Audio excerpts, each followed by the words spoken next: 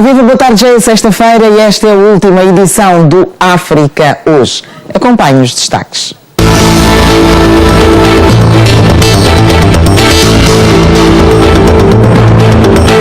Médico congolês democrático Denis Mukwege vence Prémio Nobel da Paz.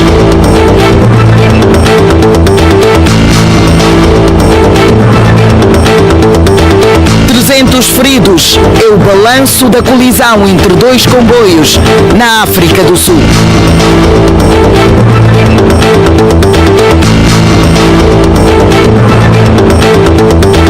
Quênia vai exibir espetáculo infantil na Broadway, nos Estados Unidos da América.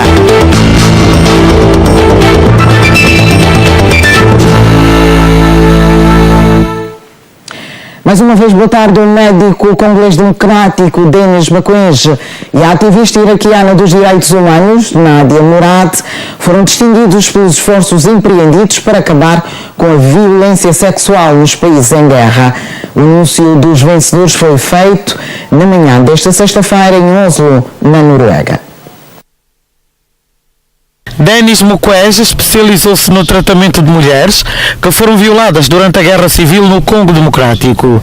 É um dos maiores especialistas mundiais na reparação e tratamento de danos físicos provocados por violação. O médico Denis Mukwege tratou com sua equipa cerca de 30 mil vítimas da violência sexual no seu país. Nadia Murad é iraquiana e ativista dos direitos humanos e yazidis.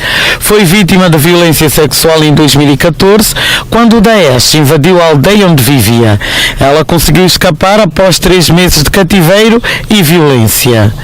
Depois de fugir, liderou uma campanha para impedir o tráfico de seres humanos e libertar o grupo étnico-religioso yazidi, que é composto por cerca de 400 mil pessoas.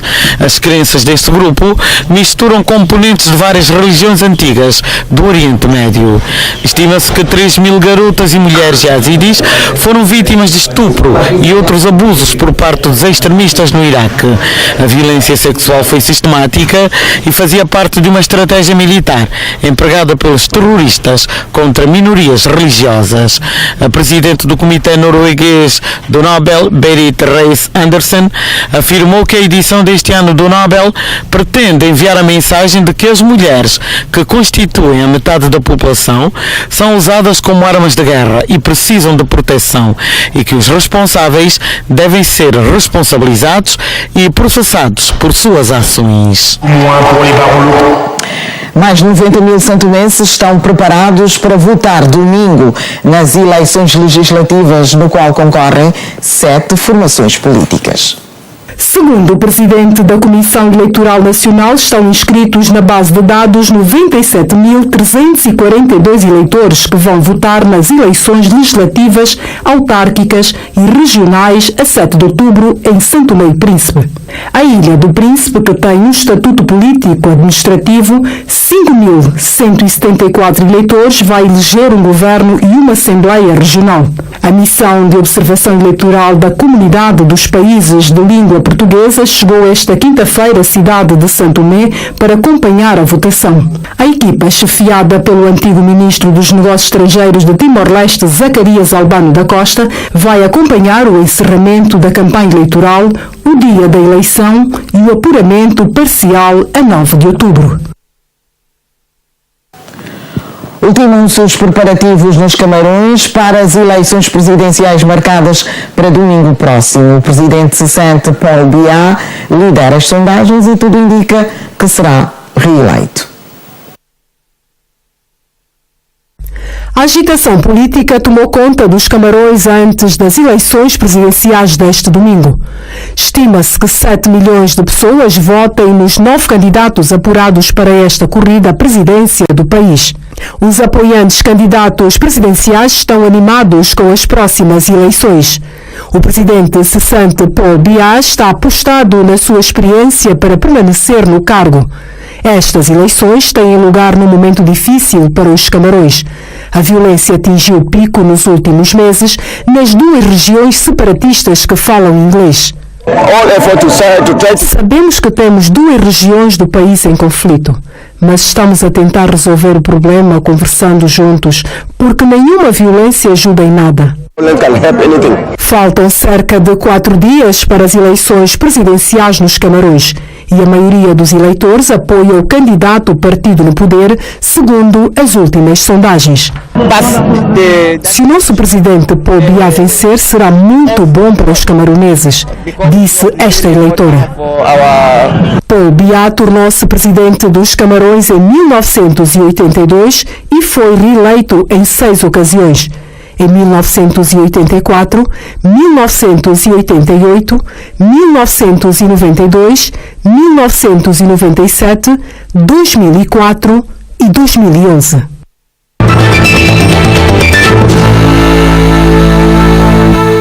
As cheias continuam a fustigar alguns países localizados na bacia do Lago Tchad, afetando principalmente a Nigéria e o Níger.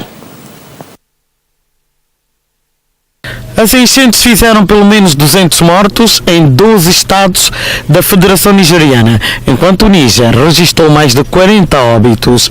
Muitas casas ficaram submersas e o único meio de transporte é o barco no centro do Níger. Este é o resultado da chuva torrencial e da água de 2 diques inundados, afetando a vida da população local que vive da pesca e da agricultura. Abubakar Ketso é o líder desta comunidade. Ele diz que o nível das águas reduziu nos últimos dias, mas a população está cansada do dilúvio que é recorrente nesta região nos últimos 4 anos. As autoridades dizem que estão a trabalhar num plano de reassentamento que inclui assistência social às vítimas. Na Nigéria, a boa notícia é que o governo diz que o caudal dos rios está a baixar e já não há temores de inundações nos próximos dias. Achamos que o pior já passou e a água da chuva começou a reduzir. As inundações na Nigéria foram declaradas a 17 de setembro como um desastre nacional em 4 estados, nomeadamente em Kogi, Níger, Anambra e Delta. Este é um dos piores desastres naturais da história do país mais populoso da África, habitado por cerca de 190 milhões de pessoas. Na África do Sul, mais de 300 pessoas ficaram feridas na sequência de uma colisão de 2 comboios ocorrida ontem numa estação no nordeste de Joanesburgo. Segundo fontes da empresa ferroviária Metro Rail, não há vítimas mortais entre os passageiros das 2 composições, mas há o receio de óbito devido à gravidade das lesões. Uma fonte do governo da província de Gauteng referiu que 32 dos 320 passageiros feridos sofreram ferimentos graves. As emissões de televisão locais mostraram imagens de bombeiros, polícias e equipas de socorro a prestarem assistência às vítimas no local do acidente, enquanto várias ambulâncias transferiam os feridos para os hospitais próximos. O comboio que realizava o trajeto entre Joanesburgo e Pretória, a capital da África do Sul, colidiu com outro que estava parado. A empresa ferroviária anunciou a abertura de uma investigação para apurar as causas. O incidente aconteceu apenas há um mês. O incidente acontece um mês depois de 2 comboios colidirem em Joanesburgo, tendo provocado uma centena de feridos. E agora vamos até ao Iêmen, um país árabe afetado pela guerra civil e é também o local onde centenas de refugiados africanos são vítimas da epidemia de cólera. Samira e Omar são gêmeas de 3 anos de idade e refugiados da Somália. As 2 crianças foram atingidas pela cólera e vivem com a mãe num espaço improvisado sem instalações sanitárias em Aden, cidade portuária e capital temporária do Iêmen. As crianças descalças passam o tempo na rua, brincando com outros meninos da vizinhança. A mãe dos gêmeos diz que as crianças ficaram com diarreia por brincar em locais sujos, tendo por isso passado a doença de umas para as outras. Logo abaixo da estrada, Abdul Riza, de 4 anos de idade, também está com cólera. Este bairro registra o maior número de casos de cólera em Aden. Todos os dias, o Conselheiro de Saúde, Jamel Bakir, vai até às mães, ensinando-as a adotarem medidas de proteção adequadas, como a observância de boas práticas de higiene. Nós vamos para as casas das pessoas para educá-las sobre higiene e sobre a necessidade de, no caso de haver diarreias, elas deslocarem-se ao hospital para serem curadas. Se os afetados mantiverem-se com diarreia em casa durante 1 hora ou 2, este tempo pode ser fatal para elas. 1 hora leva à morte, meia hora pode também levar à morte. O número de pacientes de cólera no Hospital Al-Sadaka aumentou no último mês. Em agosto foram apenas 3 ou 4 casos por dia, mas ontem, só no período da manhã, deram entrada 20 casos.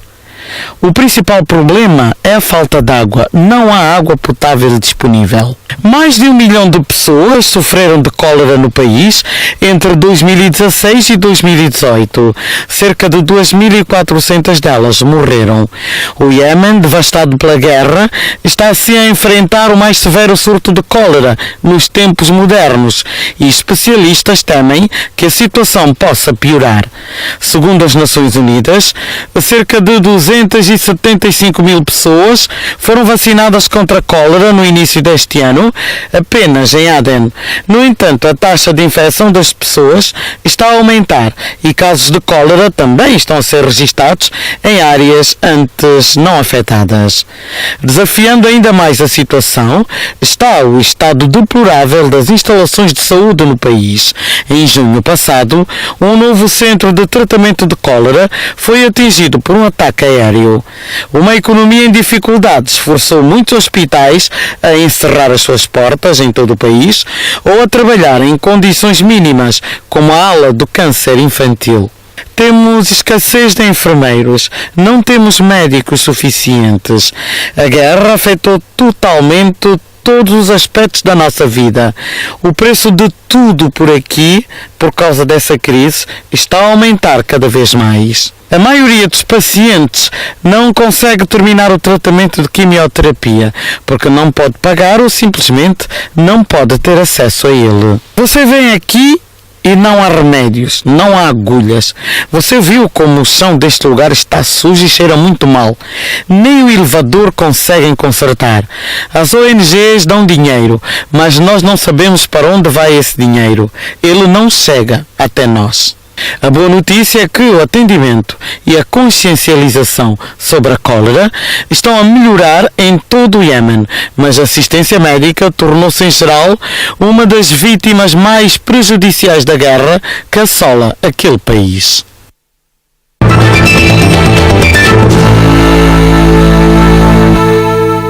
Vamos voltar ao Iêmen, onde, apesar da guerra civil e da epidemia de cólera ser o destino migratório preferencial para muitos africanos.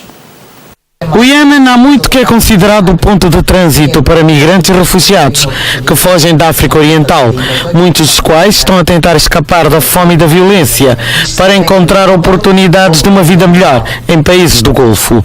Mas o caminho para lá chegar é marcado pelo perigo, incluindo o risco de afogamento, fome, sequestro ou até mesmo as hostilidades da guerra do Iêmen. Apesar destes riscos, os dados das Nações Unidas mostram que o número de migrantes que atravessam o Golfo de Aden e o Mar Vermelho tem estado a aumentar. Entre os migrantes está o somali Abdul, de 27 anos de idade, que há 2 meses chegou ao Iêmen, juntamente com outros que foram feitos reféns por um grupo armado. Eles levaram todo o nosso dinheiro. Passamos uma semana inteira entre a vida e a morte. Fomos maltratados e espancados. 2 compatriotas meus foram levados para um lugar desconhecido e não sei o que aconteceu com eles. Mohamed Abdul Razak é outro jovem somali que foi ao Iêmen à procura de trabalho. Assim como Abdul, uma vez chegado ao país, foi levado pelo mesmo grupo armado para um lugar que lhe disseram ser um campo de detenção. Não consigo descrever como me senti durante esse período, porque tudo que se ouvia nas pessoas a chorar por serem torturadas, até que alguém lhes enviasse dinheiro para pagar. Eu fui uma das 13 pessoas que pagaram $250 $50 para serem libertadas. No início deste ano, um centro de detenção de refugiados africanos ilegais, supostamente dirigido pelo governo, foi fechado depois de terem surgido relatos de tortura, estupro e execuções. Os grupos armados não estão a operar em Aden, mas eles estão presentes na província de Shaboa. Se não tiveres cartão de refugiado, não terás acesso ao posto de controle. Então, essas pessoas vão diretamente para Shaboa, uma cidade controlada pelas milícias. Segundo a Organização Internacional das Migrações, cerca de 100 mil pessoas passaram do continente africano para o Iêmen no ano passado, apesar de todos os riscos. O Governo da África do Sul deu início ontem a uma cimeira de emprego com o objetivo de encontrar soluções para a crise de desemprego que afeta mais de 6 milhões de pessoas e impulsionar o crescimento da economia mais industrializada da África. O desemprego é o maior desafio que a África do Sul enfrenta na atualidade. O presidente Cyril Ramaphosa anunciou um plano de reformas tendo como prioridades o combate à corrupção, a revitalização da economia e a criação de emprego. A economia sul-africana entrou em recessão este ano pela primeira vez desde 2009, após 2 trimestres consecutivos sem crescimento econômico. No início deste ano, o Banco Mundial instou o governo sul-africano a agir decisivamente para fazer face ao elevado nível de desemprego no país. Dados oficiais indicam que a taxa de desemprego na África do Sul, com 55,7 milhões de habitantes, é de 27,2%, uma das mais altas das principais economias do mundo, afetando sobretudo os jovens. O número de desemprego na África do Sul aumentou de 2 milhões de pessoas em 1994 para 6,1 milhões atualmente. O programa de luta contra o desemprego do governo sul-africano prevê a criação de 275 mil novos postos.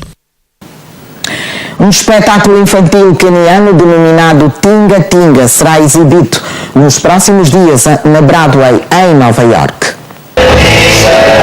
O popular espetáculo infantil do Quênia, Tinga Tinga Tales, vai para Broadway. A versão musical do programa apresenta fábulas de crianças quenianas que explicam questões do reino animal, como por exemplo, porque é que o pescoço da girafa é comprido e porque é que o camaleão transforma a sua pele em várias cores. Basicamente, o que é Tinga Tinga? São as histórias folclóricas da criação de animais. Porque é que a tartaruga tem uma carapaça com divisões? Porque é que o macaco balança de árvore em árvore? Esse tipo de coisas. Pensamos que seria interessante, inicialmente com a série de desenhos animados, levar para Broadway a arte de Tinga Tinga, que vem da África Oriental, principalmente da Tanzânia, e das histórias folclóricas da criação africana, para ver se poderíamos fazer algo a partir disso. É a sua gênese. O espetáculo foi apresentado ao público no Teatro Nacional do Quênia durante um mês e a equipa prepara-se para apresentar-se por 2 semanas, neste mês de outubro, no New Victory Theatre, um teatro off-Broadway para as crianças nos Estados Unidos da América.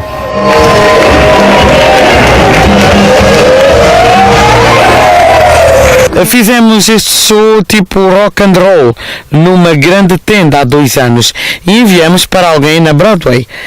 E eles disseram que gostaram e pediram para levarmos para lá. Então nós reprogramamos o espetáculo, colocamos mais músicas e Eric Wainaina fez toda a música, o que é fenomenal. Decidimos então exibir o show há um mês no Teatro Nacional do Quênia e depois seguirmos por 3 semanas na Broadway, na Times Square. De acordo com a diretora, o programa tem potencial para atingir um público muito mais amplo do que o que até agora tem entretido.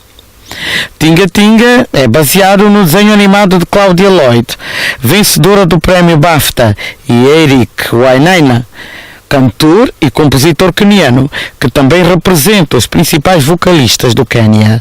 O desenho animado, produzido por profissionais na capital do Quênia, conta com cerca de 50 episódios.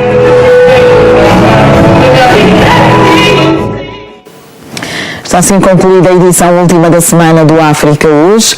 Tenham um excelente fim de semana.